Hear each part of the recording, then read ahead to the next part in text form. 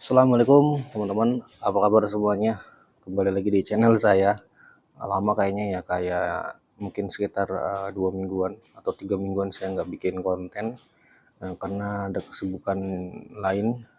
Dan ini kemarin saya sudah janji akan membuat sebuah golok. Sebenarnya bukan saya yang membuat, saya memesan kepada maker-maker yang profesional untuk dibuatkan sebuah golok. Kebetulan saya bikinnya itu di Ciwidey teman-teman ya, di Pandai Besi Ciwidey. Jadi rata-rata produk saya itu dari Ciwidey. Nah teman-teman, ini kayu yang kemarin sudah saya beli di daerah Jember, Jawa Timur. Ini adalah kayu kelor ya, ini kayu kelor nih. Kayu kelor ini kenapa warnanya bisa hitam, padahal biasanya kelor kan warnanya cenderung krem putih gitu ya.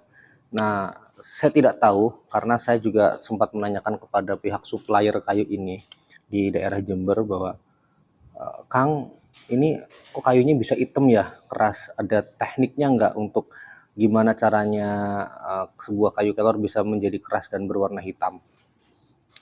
Dia juga nggak ngerti gitu ya, karena biasanya di daerah Jember itu mereka menemukan kayu-kayu kelor seperti itu tuh di daerah rawa-rawa, di daerah yang basah-basah gitu. Biasanya kayunya itu sempat uh, apa namanya, mati, rusak dari dalam, tetapi justru di dalamnya itu dia membentuk unsur baru yang tadinya putih lunak jadi keras hitam seperti ini. Mungkin teman-teman ada yang tahu pakar-pakar tentang perkayuan ya, tolong bantu jawab teman-teman ya, karena ini juga, dan ini kelor teman-teman keras. Nah, hanya saja memang yang ada, karena kan susah nyarinya ya teman-teman ya, kelor ini kayu susah. Dan biasanya orang ini teman-teman, ada yang uh, menyeramkan ya, menurut saya nggak sesuai dengan keyakinan mereka. Saya waktu beli kayu ini, ada orang komentar, ada tetangga saya itu ya, itu ngomong, wih kayu bertuah ya buat tolak bala. Ya saya bilang gini, Pak nggak boleh Pak kayak gitu. Lah kan biasanya orang-orang Jawa kayak gitu Mas gitu. Wah nggak Pak, nggak boleh itu Mas, syirik Pak ya. Nah ini kepercayaan saya seperti itu. Kayu kelor kenapa saya suka, karena memang eksotik, dari seni, keindahan, bukan dari masalah mistis dan sebagainya, karena itu menurut keyakinan saya itu adalah merusak amal ya, nggak boleh.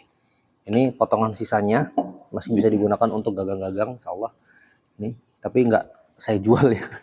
Nggak saya jual karena nyarinya susah ya. Nih, kelemahan kayu ini adalah ini teman-teman, pecah. Nah ini memang kita dapat udah pecah-pecah seperti ini. Oke, kita kupas goloknya ya. Perhatikan goloknya teman-teman, ini golok yang menurut saya cantik sekali ya. Cantik dari segi desain, atasnya itu mirip-mirip tarisi ya, jengkolan-jengkolan. Tetap saya kasih pen, kasih dural, ini dural aluminium. Terus ada kayu, mungkin ini kayu kayu apa namanya, kayu sonokeling ya, ini kayu sonokeling, duralnya aluminium. Biasanya pandai besi dari Ciwidey itu menggunakan mesin-mesin sepeda motor yang sudah tidak terpakai terus dilebur dan jadikan dural seperti ini. Ya ini. Yang kuning ini adalah kuningan ya, ini yang juga cukup mahal. Terus nah ini full kayu kelor. Bisa teman-teman lihat seratnya ya. Ya kayak gini aja, ya nggak ada corak apa-apa, polos pokoknya. Cuman garis-garis seratnya ini kelihatan banget ini kelor. Dan ini agak bergelombang teman-teman. Ya, agak bergelombang. Saya juga nggak tahu kenapa. Karena mungkin memang bawaan kayunya. Nah, teman-teman, uh, golok ini ketika dibuat itu sempat mengalami kesulitan ketika membuat gagangnya. Kenapa? Karena kayu ini nyusut teman-teman, atau mengkerut ya. Lihat di sini aja nih, tadinya rata. Ya, setelah sampai di rumah saya beberapa minggu dia turun lagi tuh. Ya, ya, ada penurunan. Nah ini kan kelihatan. Nah itu awalnya lebih parah lagi. Nah, terus juga kelemahan dari kayu ini ada semacam, nah ini ada pecah-pecah kayak gini ya, tapi ini kuat teman-teman.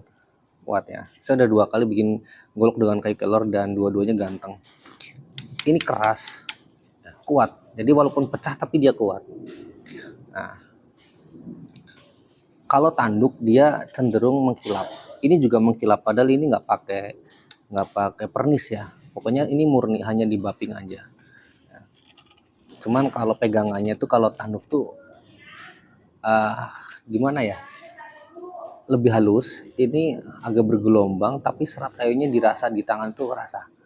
Nah, ya itu dia. Pokoknya nyenengin lah pokoknya. Kita coba buka ya teman-teman. Ini dalam kondisi bilahnya itu belum rapih teman-teman. Ini masih grindingan 60. Bahannya STHIL ya. Ini grindingan 60, grit 60. Saya pakai ini BG. Nah itu. Saya memang tidak. Jadi dari makernya memang dibuat tidak flat. Nah sehingga saya memflatkan sendiri karena saya biar ada ada kerjaan di rumah ya daripada ngisi waktu luang gitu ya. Nah ini bentuknya seperti ini, kasar ya. Ini tajam, udah tajam. Nggak usah saya buktikan lah ya. Nah, tajamnya itu tajam sembelihan. Oh maaf. Oh rolling teman-teman. Rolling. Ini kertas nih. Kemarin sudah saya asah. Ternyata rolling. Iya rolling. Nanti saya asah lagi lah. Nggak masalah, gampang. Nah teman-teman, untuk menyenangkannya kelor ini, dia itu warnanya full black tanpa adanya tanpa adanya rekayasa ya. Jadi memang bukan dicat, bukan di apa-apa, bukan disemprot ya, memang dia full black. Ini agak seret masuknya ya teman-teman. Kemarin ini nyangkut ya karena nyusut kayunya ya, berhasil juga. Masuknya agak susah ya karena nyusut, jadi dia kemungkinan di dalam tuh agak melintir gitu ya. Perawatannya teman-teman, kalau saya perawatannya kayu-kayu model seperti ini itu cukup menggunakan minyak ya, minyak goreng ya. Minyak goreng diolesin gitu ya, terus dijemur biasanya. Kita aja sih teman-teman biar nggak jamuran, karena ini kayunya cakep ya.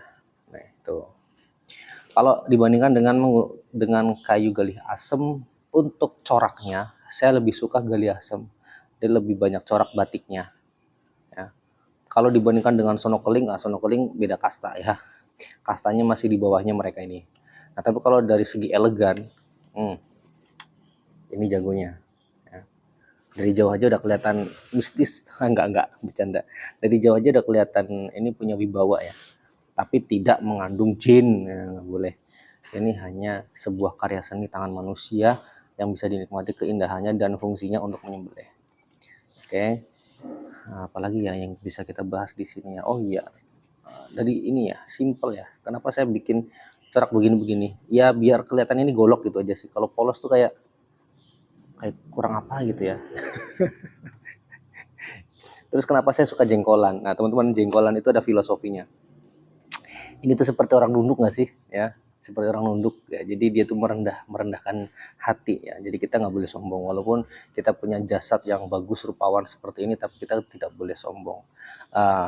Itu dari filosofi ya. Filosofi bukan berarti itu menjadi jimat, bukan ya. Yang kedua, dari segi fungsi,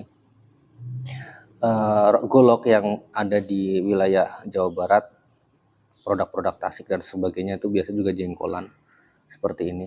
Ini tujuannya pertama untuk ngancing ya.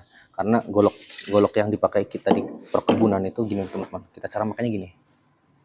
Ya, begini diayun karena buat nebas ya. Jadi biar ini nggak melosot ke sana ya. Yang kedua, ini pemberat teman-teman. Ya, ini pemberat. Jadi biar ayunannya itu lebih stabil, kita harus menebang dahan, ranting pohon itu dengan waktu yang sangat masif dan pengulangan yang sangat masif. Bayangkan kita harus cari kayu bakar untuk nebas dahan pohon untuk makan kambing, itu masif sekali. Nah, ini membantu untuk supaya pergelangan kita ini tidak cepat pegal. Itu yang saya rasakan selama dulu waktu sebelum merantau. Saya punya golok-golok. Oh iya nih. Nah, ini golok warisan teman-teman, bukan warisan sih, ya pemberian dari orang tua. Ini adalah golok kerja. Ya. Ini bapak saya dulu pakai golok ini buat tebas-tebas dahan ranting pohon. Ya, di kampung ya, gitu. Dia tebal, ya. Rupanya nggak rapih ya. Yang penting berat depan, dan ini tanduk ya, tanduk sapi. Nah, perhatikan nih, ini pemberat dan juga pengganjal. Nah, bedanya golok dengan golok sembelih sama golok kerja ya kayak gini teman-teman, keras dia karena fungsinya memang untuk kerja ya. Dan dia badak ya, nggak gampang pecah. Kalau ini kita harus perawatan ekstra hati-hati seperti megang bayi ya, karena takutnya pecah. Nah, karena harganya juga tidak murah teman-teman. Oke, kayaknya kayak gitu aja dulu deh, 10 menit sudah lewat ini. Kalau ada yang berminat ya silahkan saja, tapi ini tentunya menjadi barang yang susah dicari karena kayunya kelor. Terima kasih, jazakallah. Assalamualaikum warahmatullahi wabarakatuh.